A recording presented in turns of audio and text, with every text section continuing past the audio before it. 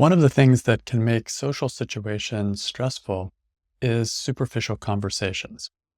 If you're a highly sensitive person and you like depth, then the antithesis of that could be standing around in a situation where you're talking with people about superficial things. And it can start to be stressful. You can actually start wanting to get out of there. You may feel some kind of um, just impatience with the situation. And so we're going to look at that today as an entry point for doing a little bit of the work. So the first thing to do is to think of a situation where you were engaged in a superficial conversation, maybe against your will, maybe it was someplace you had to be, and what was that situation? So look for a specific time and a place.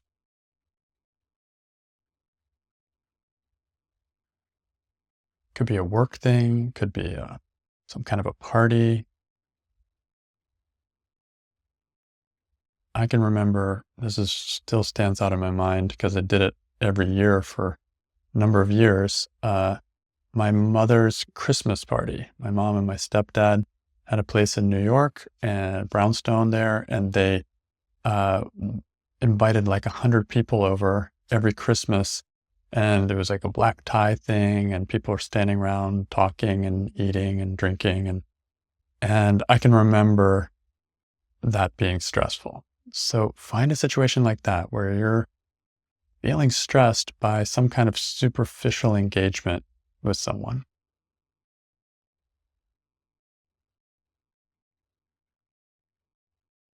And it's important to get really specific too. Like I remember standing and talking to a particular person who was just asking, "So, what do you do?" And I was at the time living in an ashram, and I didn't really have good words for what I do. I sit and meditate, and it didn't quite fit into the New York vocabulary, at least from my point of view at that time.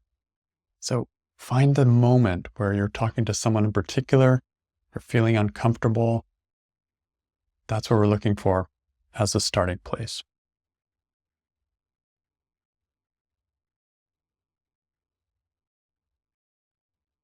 So once you've found a specific time and a place, and you can pause the recording if you need more time to do that, then we're going to look for what's bothering me in that situation.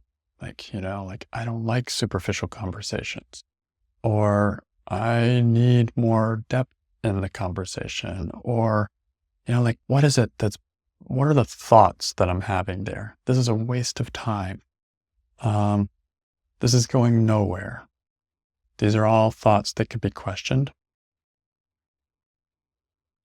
So let's question the thought, I need depth in conversation.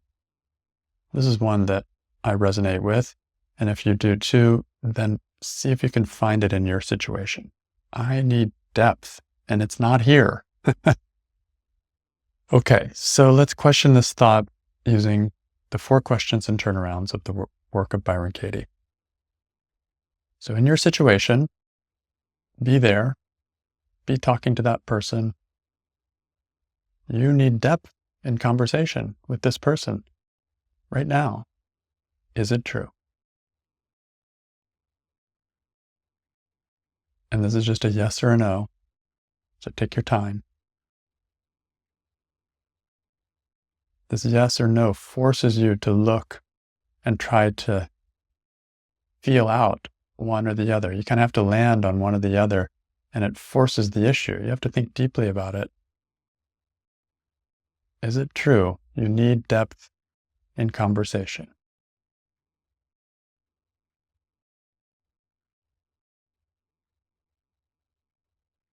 And I'm going to go with a yes. Just feels honest to me. So regardless of your answer, yes or no, we'll go to question 2. If you answered yes, then this question is for you. If not, you can just listen. So can you absolutely know it's true that you need depth in conversation? Are you sure? Again, yes or no?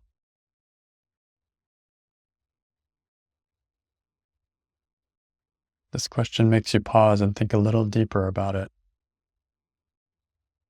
Can you absolutely know it's true? You need depth in conversation. In this situation,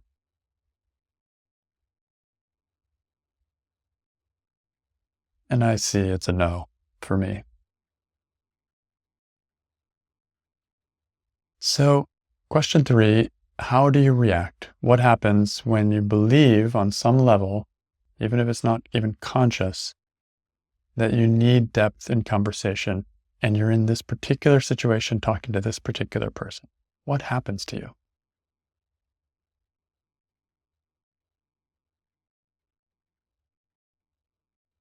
I immediately feel uncomfortable.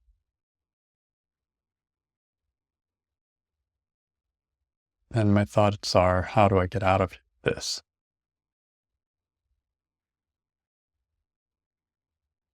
I start looking around to see if there's something that needs to be done. Maybe I can help my mom with something, or is there something I can tidy up in the kitchen? Anything to avoid this shallow conversation.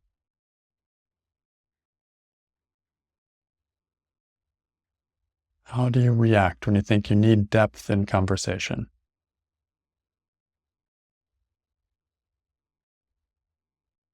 I disregard questions like, what do you do?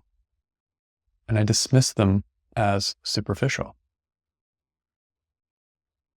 Interesting. It may not be a superficial question, but that's the way I see it.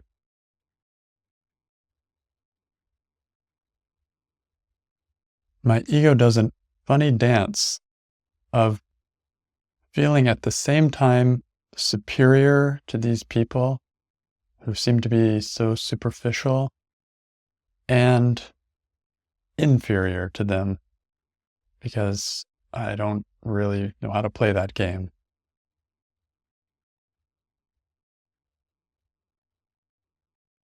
What happens to you when you think you need depth in conversation and you're not experiencing depth?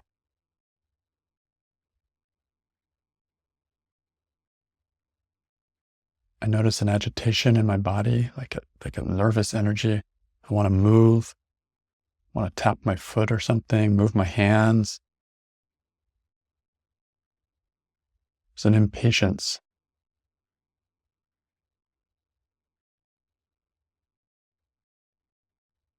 I want to get back to my world. I want to go deep into things. So this feels like a waste of time.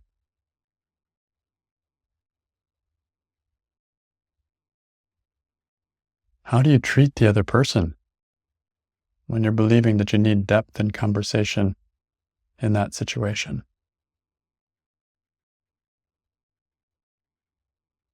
It's funny, I treat them almost like they don't exist. My eye scans over them and moves on like they barely exist. It's quite harsh when I see it now.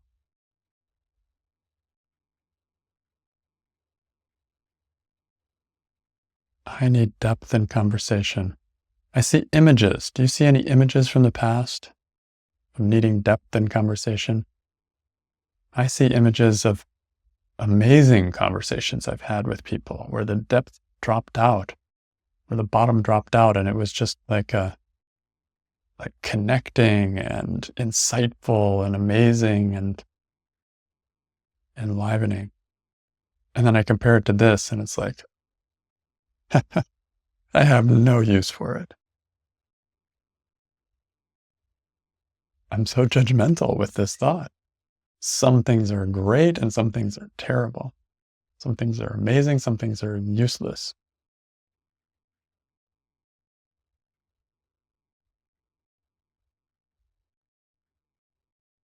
So imagine now you're standing with the same person or sitting with them, and the conversation is going exactly the same. In my case, what do you do? So what do you do? And imagine now that you didn't have this thought or even this feeling that you need depth in conversation? What would it be like to be there with that person having that conversation?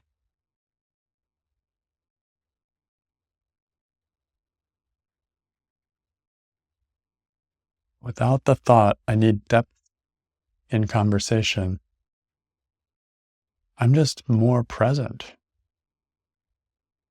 I'm more relaxed. There isn't this energy to get out of there. There isn't this judgment.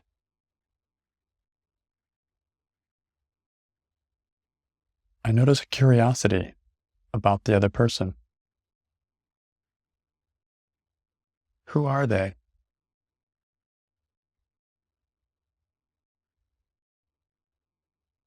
I'm also noticing, going back to question 3 for a second, with the thought, I need depth in conversation. I notice how defensive I am. Like, I don't really want you to ask me what I do because you won't understand. It's too deep for you. It's not on your wavelength. You won't like it. I'm defensive. It's like me trying to protect myself. And without the thought that I need depth in conversation, it's less about me and more about the other person. There's a curiosity of, who is this person on the other side of the conversation? And I actually like learning about people. I like connecting. There's something interesting there. So without the thought, I need depth. I'm patient with the conversation. And who knows where it'll go, but I haven't given up before it even started. So who are you without the thought? You need depth in conversation.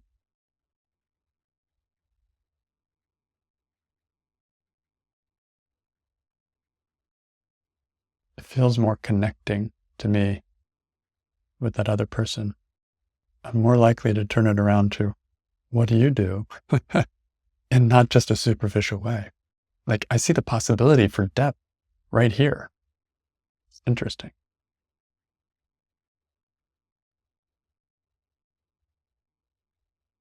So, seeing the effect of this thought, I need depth, versus if you don't have the thought that you need depth in conversation,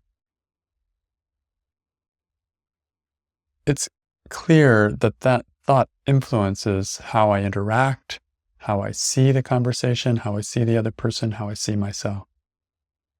And it's adding stress in my experience. So if this is the case, let's look at an opposite and see if one of the turnarounds, the opposites, could be as true or truer than the original statement. I need depth in conversation. It sounds like a good thing, right? I need depth. Depth is good. But could the opposite be true? That's what we're looking for now. So let's go there. Instead of I need depth in conversation, the turnaround would be I don't need depth in conversation. So let's stretch our minds a little bit and see if we can find any truth in that. And look specifically in your situation if you can. How is it that you don't need depth in that conversation to be okay? To be comfortable? Even to enjoy yourself?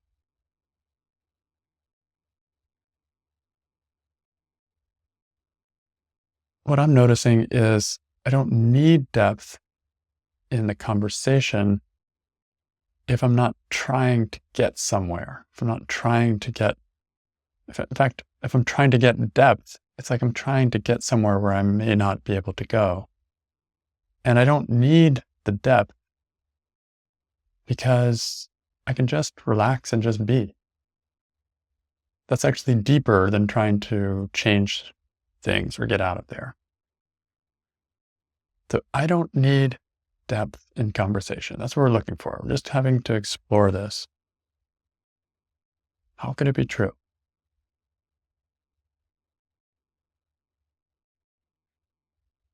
maybe it's, maybe I'm looking for depth in the wrong place. If there's depth in me, just standing within myself, then I don't need the depth in the conversation. In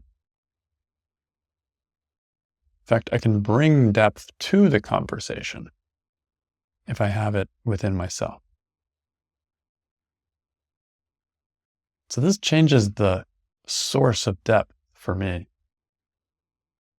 Instead of the depth coming from the conversation or from the other person, or being limited by the other person, now the depth is dependent only on me. And to whatever degree I have depth, I can bring it out like water from a well and share it. So I don't need depth in conversation. I can bring it. I like that.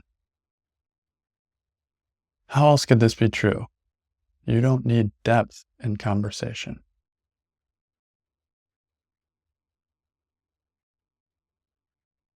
For me, it doesn't have to be right away.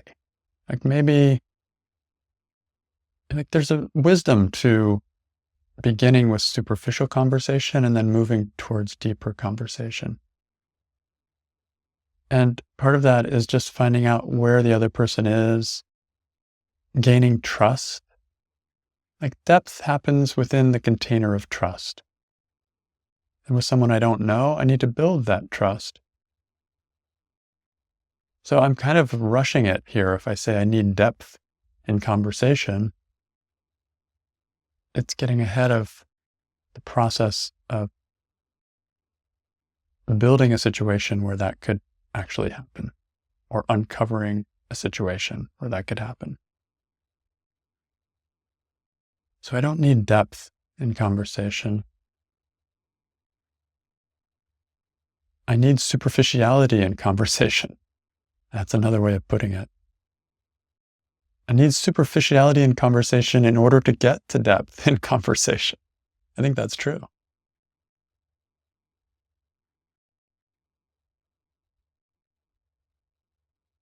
Yeah. Depth is the holy grail, but I have to go through my quest, if you will, before I get there. Even depth will have less meaning if there isn't superficiality. And in fact, depth loses its meaning if I remove superficiality to compare it with. It's like if you dig a well, it's 300 feet deep, and then you decide to get some mining equipment and you mine the whole area down to 300 feet for like a mile in every direction. Where's the depth? Like it's gone. Now it's just, everything's the same level. So superficiality is what contrasts with depth to give it its meaning, to give its beauty, its experience. So I need superficiality in conversation. It's cool how this is turning around. I need superficiality in conversation to experience depth.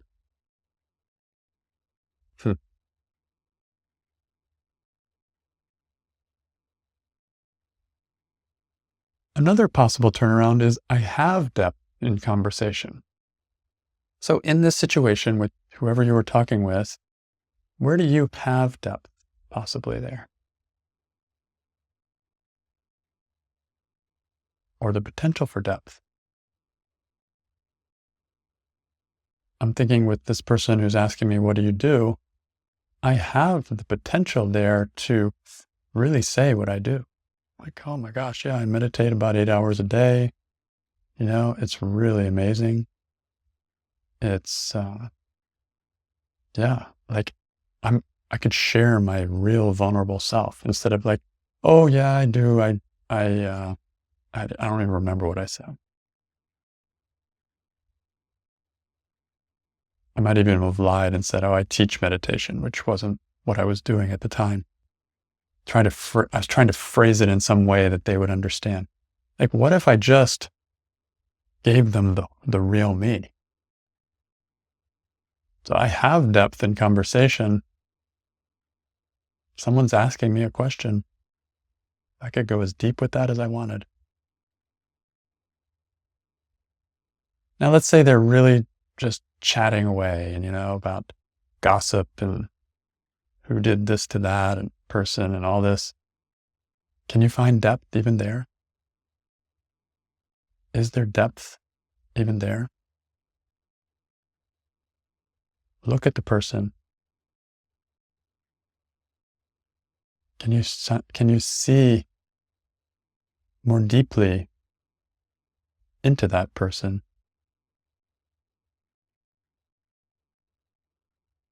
One of the things I enjoy studying sometimes is the Enneagram, which is all about, personalities. And you can look at somebody being superficial, and it can be amazingly deep to like be thinking about, what's going on there?